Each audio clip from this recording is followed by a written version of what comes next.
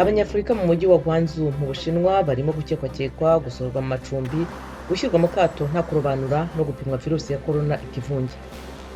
Muri Sudani y'Epfo ho umubare w'abantu banduye virusi ya corona ukomeje kuba muto, cyakora abaganga bafite impungenge ko inzego z'ubuzima zitazabasha gukemura ikibazo igihe umubare wakwiyongera.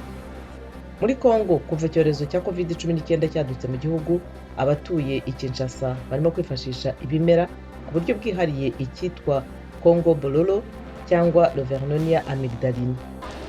Muri Madagascar abanyeshuri basubiye mu mashuri nyuma y'ukwezi bari iwabo, bapfunyikiwe umuti wa gakondo ufatwa nk'urinda ukanavura COVID-19. Naho muri Uganda amikoro y'ikigo gishinzwe za parike z'inyamaswa mu gihugu yaragabanutse nyuma ya gahunda ya guma mu rugo